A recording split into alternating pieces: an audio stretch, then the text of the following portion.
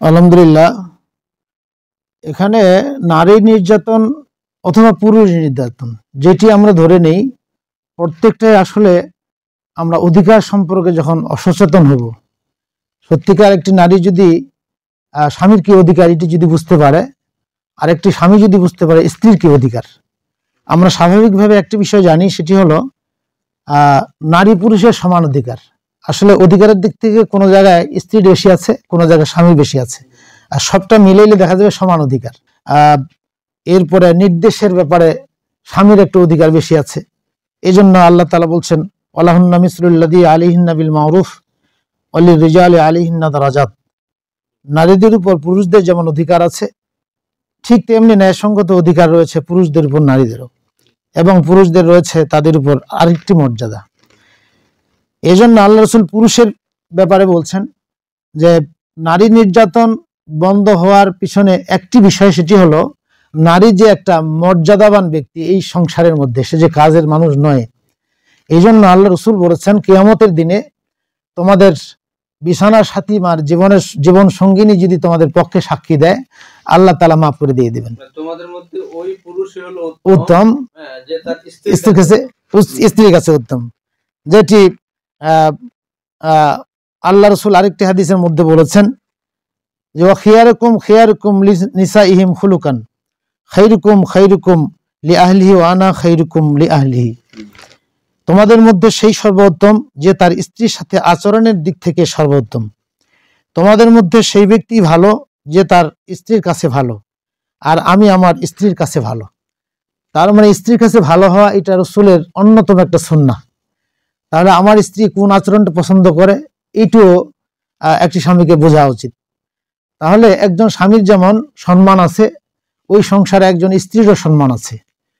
তাহলে একজন নারী যখন বাপের বাড়ি ছেড়ে সব মায়া ত্যাগ করে স্বামীর বাড়ি আসে, তখন এই নারী আসার পরে এই সংসারকে গুছানোর ক্ষেত্রে বাড়তি কিছু কাজ তারা করে। সংসারের সব কাজ বলা যায় তারাই করে। আল্লাহ রাসূল এই সংসারের কাজের সঙ্গে অংশগ্রহণ করেছেন, তরকারি কাটার সহযোগিতা করেছেন, ঘর ঝাড়ু দেওয়ার সহযোগিতা করেছেন। এটি যখন একটি স্বামী করবে, তখন স্ত্রী বুঝবে যে না, আমাকে সে মূল্যায়ন করে। আর কাজের মেয়ে কাজ করে, তাকেও ধমক দেয়। স্ত্রী যখন সেই কাজ করবে, তাকে যদি বাড়তি ধন্যবাদটুকু না দেওয়া হয়, তখন তার মর্যাদা ক্ষুণ্ণ হয়। আর সেই ক্ষেত্রে দেখা যায় যে একজন স্বামী মনে করে যে একচ্ছত্র এই পরিবারের মালিক আমি, তখন সে তার উপর ফ্যাসিস্ট আচরণ করে, যে ধীরে ধীরে ধীরে ধীরে তার উপর সে অত্যাচারী হয়ে ওঠে। মূলত পৃথিবীর সভ্যতার মূল ইউনিট হলো আমাদের আদিপিতা এবং মা হাওয়া। এই দুইজনের মধ্য থেকে পৃথিবীতে ছড়িয়ে ছিটিয়ে আসা মানুষগুলো থেকেই শুরু হলো বংশগোত্র এবং ধীরে ধীরে রাষ্ট্র। বর্তমানে গোটা পৃথিবী যত মানব সভ্যতা আমরা দেখতে পাচ্ছি, মুসলিম নন মুসলিম, মুসলিম স্টেট নন মুসলিম স্টেট, ওই দুইজন মানব থেকে এসেছে। তাহলে ইসলামে এই বিষয়টি এত বেশি গুরুত্বপূর্ণ যে পারিবারিক এই ইউনিটটি সর্বপ্রথম আল্লাহ তাআলা শুরু করে দিয়েছেন মায়া মমতা ভালোবাসা দিয়ে। আল্লাহ তাআলা সূরা রুমের 21 নম্বর আয়াতে বলছেন, ওমিন আয়াতিহি আন খালাকালাকুম মিন আনফুসিকুম আজওয়াজাল লিতাসকুনু ইলাইহা ওয়া জাআলা বাইনাকুম মাওয়াদ্দাতা ওয়া রাহমা। আর তার নিদর্শনাবলীর মধ্যে রয়েছে যে তিনি তোমাদের মধ্য থেকেই তোমাদের জন্য জোড়া তৈরি করেছেন, সৃষ্টি করেছেন, যেন তোমরা তাদের কাছে প্রশান্তি লাভ করো। তোমাদের মধ্যে পারস্পরিক ভালোবাসা ও মমতা সৃষ্টি করে দিয়েছেন। ভালোবাসার সৃষ্টি না করলে একজন আরেকজনকে আসলে ছাড় দেওয়ার কথা নয়। একজন আরেকজনের প্রতি প্রবল আকর্ষণ থাকবার কারণে যে অধিকারগুলো আছে, এই অধিকারগুলো একজনের অধিকার আরেকজনকে দিতে বাধ্য বা দিবে।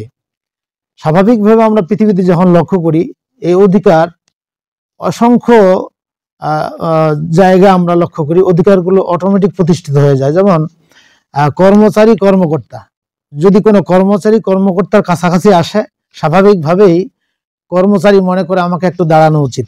এই বিষয়টা কিন্তু স্বাভাবিকভাবেই মানুষ জেনে যায়। কিন্তু স্বামী এবং স্ত্রী 24 ঘন্টা যেখানে দুইজন অবস্থান করবে, এখানে আল্লাহ নির্ধারিত কিছু অধিকার আল্লাহ তাআলা ফরজ করে দিয়েছেন। যেমন প্রথমে আল্লাহ তাআলা ফরজ করে দিয়েছেন, কিছুক্ষণ আগে ভাই যে আলোচনা করলেন তার মধ্যে একটি হলো দাম্পত্য জীবনে প্রথমে হলো মোহরানা, সাদুকাতিহিন্না নিহলা ফাইন তিবনা লাকুম আন শাইইন মিনহু নাফসান ফাকুলুহু হানিআম মারিয়া। স্ত্রীর প্রথম অধিকার হলো স্বামীর কাছে এটা। তারপরে স্বামীর অধিকার হলো যেটি পূর্বে আলোচনা করা হয়েছে, আর-রিজালু কাওয়ামুনা আলান নিসা বিমা ফাদ্দালাল্লাহু বা'দাকুম আলা বা'দ ওয়া বিমা আনফাকু মিন আমওয়ালিহিম। তারপরে আবার স্ত্রীর অধিকার আসতেছে। স্বামী তার দায়িত্ব পালন করবে, স্ত্রীর ভরণ পোষণ, তার চিকিৎসা, তার যাবতীয় শ্বশুর বাড়ির বা স্ত্রীর বাপের বাড়ির যত মেহমান তাদেরকে খাওয়ানোর ব্যাপারে, আপ্যায়নের ব্যাপারে। আর স্ত্রীর দায়িত্ব হলো স্বামীর নেতৃত্ব গ্রহণ করে নেওয়া।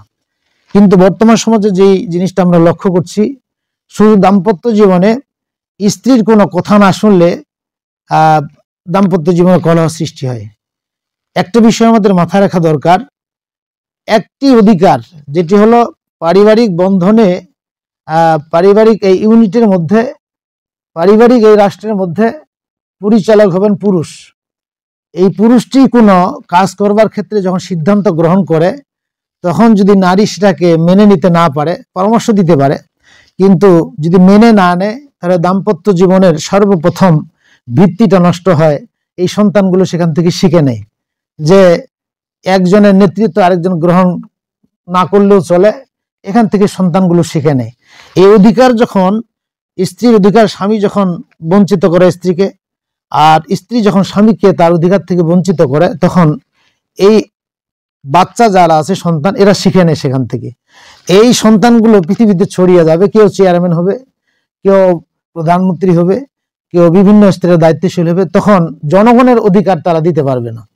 আর দাম্পত্য জীবনের এই জায়গায় যদি অধিকার দেওয়ার ক্ষেত্রে বাবা মার কাছে সন্তান শিখে নেয়, তাহলে রাষ্ট্র নামক এই মানবতার সভ্যতার ভিত্তিটা মজবুত হবে। যার কারণে আল্লাহ তাআলা গুরুত্ব দিতে গিয়ে কঠোরভাবে স্ত্রীর দায়িত্ব, স্বামীর দায়িত্ব এটি বুঝিয়ে দিয়েছেন। যেমন একটি বিষয় আমরা জানি, রাসূলুল্লাহ সাল্লাল্লাহু আলাইহি ওয়াসাল্লাম বলেছেন, যখন তার স্বামী বাইরে থেকে বাসায় আসবে, তখন ব্যক্তিগত কাজগুলো ফেলে রেখে তার অভ্যর্থনার জন্য একটু এগিয়ে গিয়ে তাকে বরণ করবে। যদি একজন স্ত্রী স্বামীর এই অধিকারকে রক্ষা করতে গিয়ে সন্তানের সামনেই এই দায়িত্বটা পালন করে, তখন সন্তানগুলো ধীরে ধীরে শিখবে যে এটাই হলো একজন মায়ের দায়িত্ব। তখন এই মেয়েটি যখন শ্বশুর বাড়ি চলে যাবে, তখন সেখানে এই দায়িত্বটা সে পালন করবে। এখান থেকে শুরু হলো তার শিক্ষা।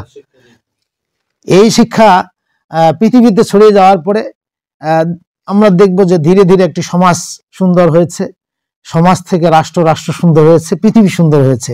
সুতরাং আল্লাহর এই বিধানটা যদি প্রতিষ্ঠা হয়ে যায়, স্ত্রীর প্রতি স্বামীর কর্তব্য কি, স্বামীর প্রতি স্ত্রীর কর্তব্য কি, এটি জানলে গোটা পৃথিবী সুন্দর হবে। আল্লাহ রাসূল আরো বলেছেন, ওই নারী সর্বোত্তম যেই নারীর চেহারা দেখলে তার স্বামী সন্তুষ্ট হয়, তার হাসি মুখে চেহারা দেখলে খুশি হয়। তাহলে এই অবস্থাটা যদি, এই অধিকারটা যদি একটি নারী দেবার জন্য একটি প্রস্তুতি গ্রহণ করে তার স্বামীকে সন্তুষ্ট করবার জন্য, এই দৃশ্যটা শুধুমাত্র স্বামীকেই সন্তুষ্ট করবে না, এই অবস্থাটা সন্তানদের কাছেও চলে যাবে, তারাও এটি দাম্পত্য জীবনে প্রতিফলন ঘটাবে। যার কারণে এই স্বামী স্ত্রীর এই দায়িত্ব এবং কর্তব্যের বিষয়টা খুব গুরুত্ব সহকারে যদি আমাদের মানবী বা বিশ্ব সভ্যতা একবার গ্রহণ করে নেয়, তাহলে গোটা পৃথিবীটা সুন্দর হবে ইনশাল্লাহ।